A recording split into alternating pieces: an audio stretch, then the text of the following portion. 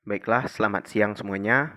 Perkenalkan, nama saya Yohanes Tegarayan Leovai, NIM 19104169883, kelas A4 Manajemen, Program Studi Manajemen, Fakultas Ekonomi Universitas Pancabakti Pontianak. Di sini saya ingin mempresentasikan hasil penelitian saya yang berjudul Analisis Tingkat Kepuasan Konsumen Terhadap Aplikasi Shopee. Mata kuliah aplikasi komputer, dosen pengampu, Adiat Randi, YM, SEMM.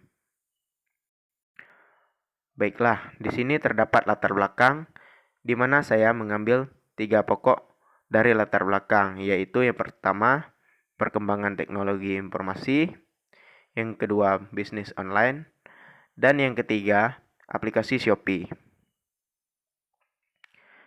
Di dalam hasil penelitian ini, saya mengambil beberapa rumusan masalah.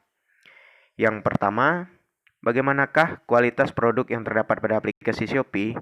Yang kedua, bagaimanakah proses pengiriman yang dilakukan dari aplikasi Shopee?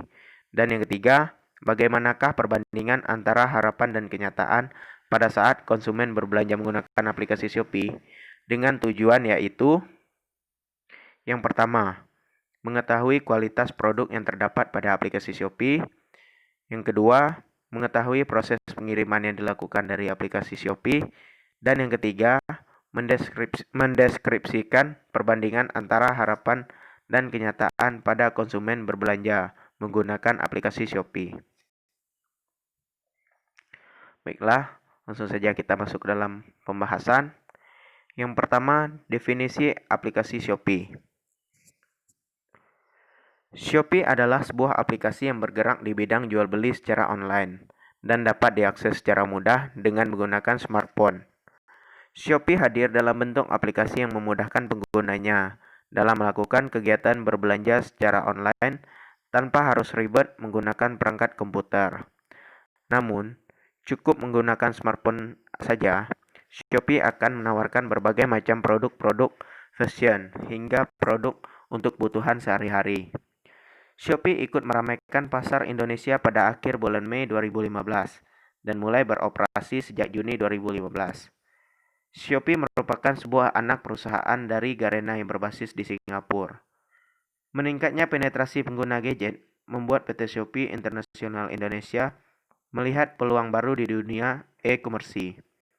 Kini Shopee telah menyebar di berbagai negara di kawasan Asia Tenggara seperti Singapura, Malaysia, Vietnam, Thailand, Filipina, dan Indonesia.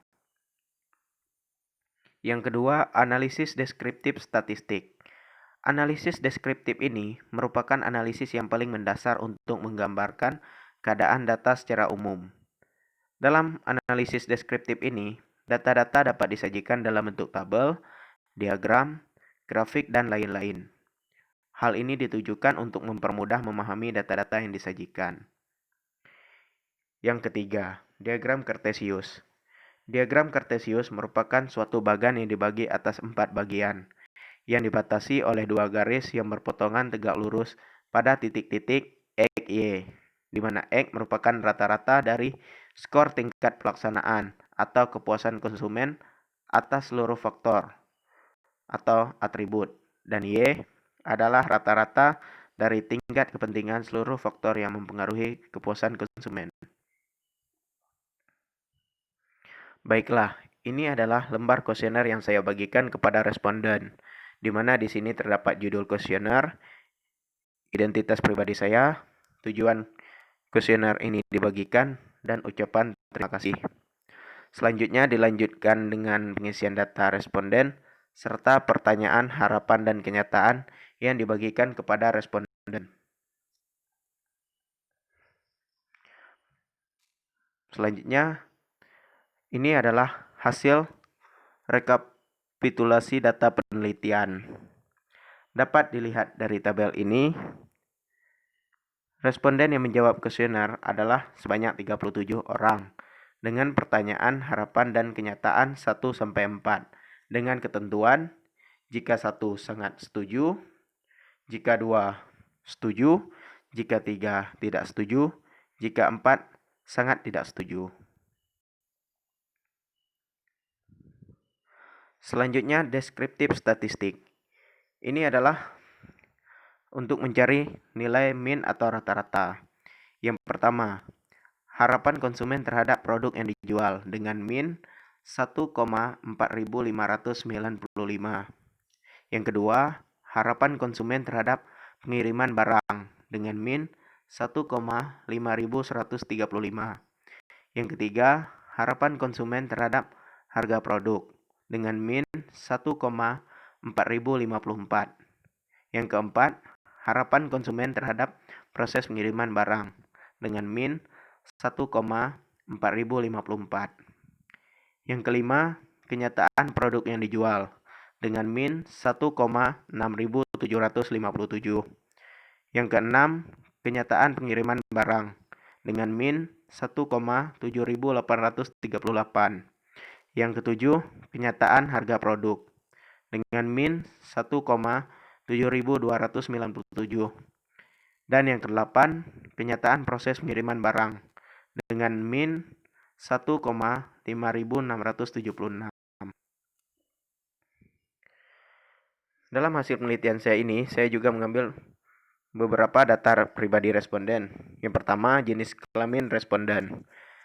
Dapat dilihat dari tabel ini, jenis kelamin responden menyampaikan bahwa sebanyak 37 responden yang telah menjawab semua pertanyaan, harapan, dan kenyataan, dan terdapat 28 orang yang berjenis kelamin perempuan dan 9 orang berjenis kelamin laki-laki yang menjawab kuesioner harapan dan kenyataan dengan masing-masing persentase.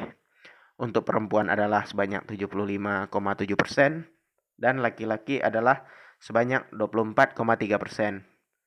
Dari tabel jenis kelamin responden di tabel ini dapat disimpulkan bahwa responden perempuan lebih banyak dibandingkan responden laki-laki. Yang kedua, status responden.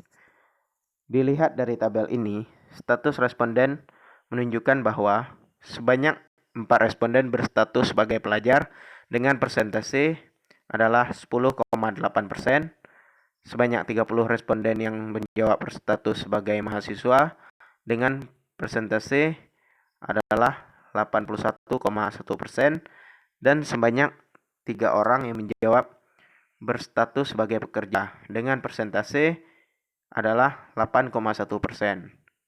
Dengan demikian, responden dengan status sebagai mahasiswa lebih banyak dibandingkan dengan responden yang memiliki status sebagai pelajar dan pekerja.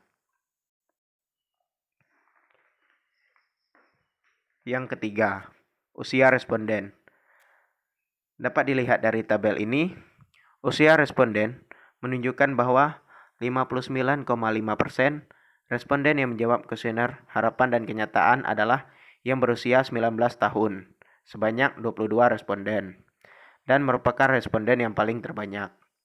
Sedangkan responden yang berusia 23 tahun, sebanyak 1 responden, dengan persentase adalah 2,7%, dan merupakan responden yang paling sedikit. Selanjutnya, kita masuk pada kesimpulan. Berdasarkan data yang diperoleh dari responden, dapat disimpulkan bahwa pada tabel ini, pada kuadran 1 yaitu produk, menunjukkan bahwa produk yang tersedia pada aplikasi Shopee berdasarkan harapan dan kenyataan yang disampaikan oleh responden merupakan prioritas utama karena harapan konsumen produk tersebut memiliki kualitas yang bagus, dan kenyataannya kualitas produk pada aplikasi Shopee terjangkau oleh semua kalangan. Kuadran yang kedua, yaitu pengiriman, menunjukkan bahwa pengiriman produk dari aplikasi Shopee sesuai harapan dan kenyataan. Oleh karena itu, proses dan cara pengiriman produk perlu dipertahankan dan ditingkatkan oleh perusahaan aplikasi Shopee.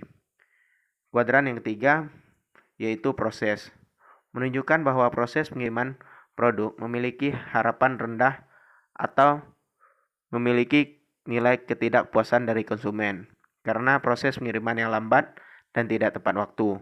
Kenyataan yang rendah membuat perusahaan tersebut perlu memperhatikan cara pelayanan bagi konsumen. Dan kuadran yang keempat menunjukkan yaitu harga. Menunjukkan harga yang terdapat pada produk di aplikasi Shopee tersebut sangat murah dan terjangkau oleh semua kalangan. Kenyataannya, banyak sekali para konsumen yang tertarik dan berbelanja menggunakan aplikasi Shopee. Baiklah, terima kasih atas perhatiannya. Kurang lebihnya saya mohon maaf. Demikian akhir presentasi saya. Semoga bermanfaat untuk kita semua. Sekian dan terima kasih.